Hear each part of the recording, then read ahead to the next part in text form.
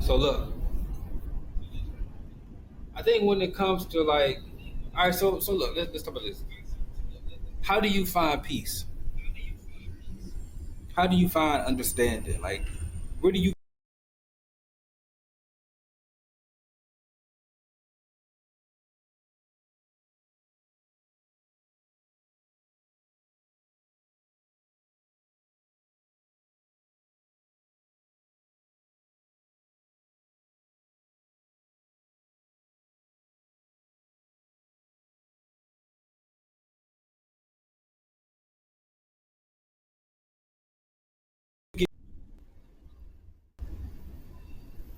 and really just talk, man, and just like kind of like how I'm doing to this camera, you know what I mean? Just I find peace out of that. You know what I mean? Like I actually feel like somebody's sitting there listening. It's like when I talk to my mom, right? When I talk to my mom and she just sits there and listen, it helps me because it's just like I could just it's almost and I hate doing it too because it's like filling up a bucket of water, been carrying it around all week, and then once I talk to my mom, I just kind of dump all that water off on her, and she's soaking wet, and I just kind of walk away feeling like, oh, my arms feel a lot better now because I'm not carrying all that damn bucket of water. But I feel like I left her there drenched. So I'm her son, so I'm pretty sure that emotion that I just left her with it sticks with her. You know what I mean? I don't know. So I kind of like to bottle my emotions up. I like to bottle how I'm feeling up and just keep it inside, man. And just whenever I want to release it, I just sit, like I said, in my living room. I look out the window and I just pray and I just meditate and talk about it with the other person on the other side of that window. I've created my own prayer. I made this prayer up a long time ago, man. I think I was maybe 16. No, I was like 17 or 18 when I made this prayer. Because I was out of school and I was trying to find a job. I was tired of running around in the street all day. I was tired of laying up under this girl and that girl. And I was like, man, I need to make some money, man. I need to do something, man. I need to accomplish something. And I was applying for jobs, man, and I wasn't getting no job, bro. It was jobs everywhere. And I'm just like, dog, why ain't nobody calling me for a job? Like, and I just didn't have no help, man. I was trying to make a resume. I didn't know how to make one. I didn't have help making that. And I was going up to this place using their computers and going to this place using their computers so I can try to print up a resume, apply for jobs, and just wasn't getting no call back, man. I used to walk all the way from 8 Mile in Van Dyke in Detroit. I would walk all the way from 8 Mile in Van Dyke all the way out to like 10 Mile in Van Dyke. Almost sometimes a 12 Mile in Van Dyke, just walking, just going to different places and warehouses on my way there, just asking was they hiring and how can I apply. And then I would take that information and go to like a municipal center, somewhere where they had computers where I could use for free use and just apply and make resumes up on the spot and just apply and apply and apply. And I would do that all day, every day for weeks, man. And I would get no call, man. And one day I was in my mom's room. She was at work. I was in her room and I was sitting on her bed looking out the window. And I was like, man, I probably need to start praying. Like I need to get closer to God or something. You know what I mean? When you broke, nigga, you gonna do one or two things, dog. You can go to sleep or you can pray. And I chose to pray, and then I went to sleep. But I was sitting there, man, and I was just like, man, like, oh, like, what am I gonna do? Like, I don't. This is at the point where I'm out of school and I'm grown. I'm not grown, but I'm grown. I'm grown. Like 17, 18, I'm grown, but it was like, yo, I need to break away. I need to find my way. I need to be a man. You know what I mean? Like it's time not to be a boy. Like I used to go hoop all the time. I used to just be like, yeah, I'm gonna go hoop, go around the corner, go outside, go to a park, go hoop. And at this point, I just was like, man, yo, what are we doing, y'all? And I just started breaking away from people, going to the studio all the time. I stopped doing that. I just broke away. Like, yo, wait a minute, we something something's not right now with this picture, y'all. We got to figure this out. And I just broke away, man, and just sat there and I just like, okay, I got to figure something out. But anyway, So I sat up there and I was like, I gotta pray, but I don't know any prayers. I don't know, you know what I'm saying, how to talk to God. You know what I mean? At that time, I didn't know how to talk to God. So I just decided.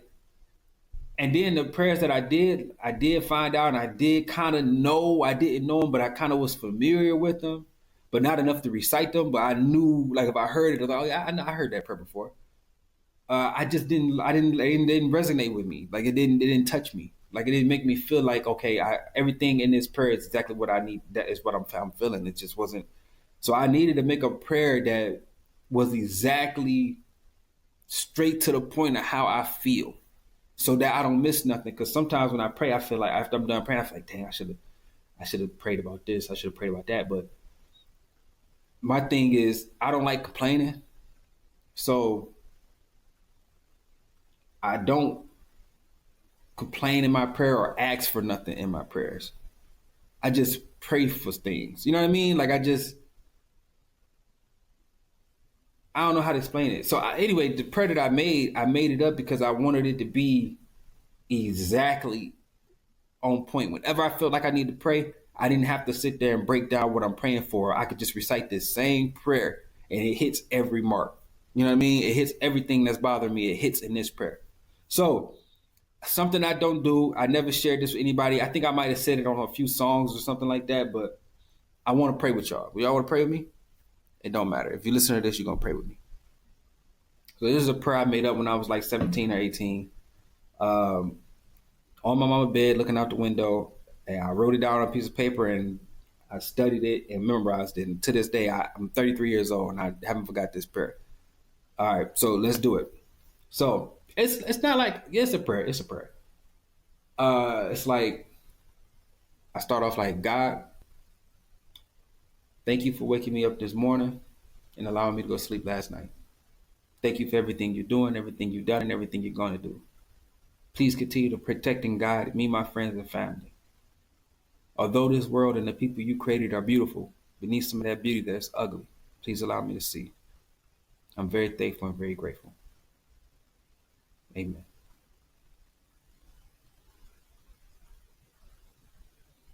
Even just saying that just made me feel a lot better. I say that prayer all the time because it just make me, it hits every mark. Like everything that I'm feeling, everything I'm going through in that prayer, it covers it.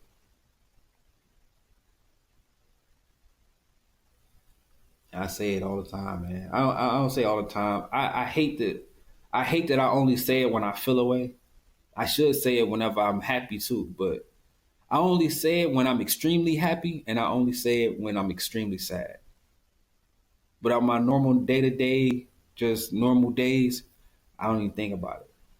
When I'm extremely happy and grateful, I say that prayer. When I'm extremely sad and feeling unworthy, feeling unappreciated, feeling like failure, feeling like I ain't doing enough, feeling like I'm delusional, feeling like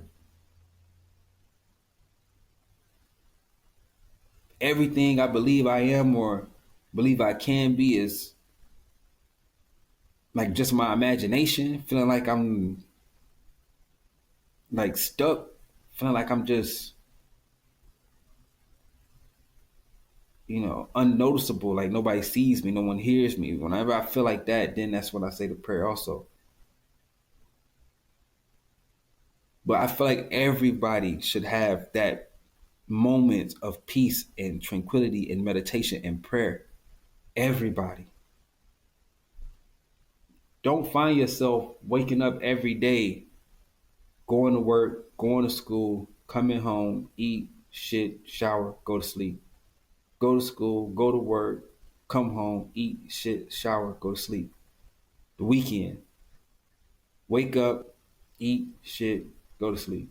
Eat, shit, go to sleep. Party, eat, shit, go to sleep. Hang out, eat, shit, go to sleep. Don't find yourself in that cycle. Don't find yourself in that cycle, man, because I feel like God is looking at that like, why are you here? Why did I allow you to be here? If that's how you live in your life, you taking up space. The earth is only so big. I can't overpopulate this planet. You're taking up space, and all you're doing is this same routine every day. You don't have a goal. You're not trying to reach nothing. You're not trying to get this. It's not entertaining for me. I'm saying this is what God could be saying. It's not entertaining for me. I put something here. I put a being here, a spirit here to complete something. And this spirit is just like, just keeping the wheels turning. Like you ain't trying to, upgrade.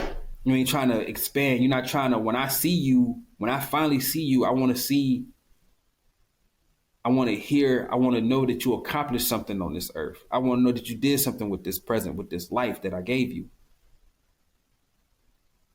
So a lot of people, that's how I feel like when a lot of people die, man, like especially when they die middle age or young, like when I see teenagers die or get murdered, or when I see stuff like that, like teenagers or young adults, or like, you know what I'm saying? I feel like God was like, is your time.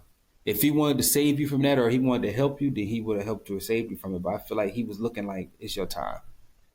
You might as well come on up here, because what you doing in life, you getting high, you getting drunk, you playing around, you got this girl, you got that girl, you ain't doing nothing with yourself. It's like, man, you can come on up here with me.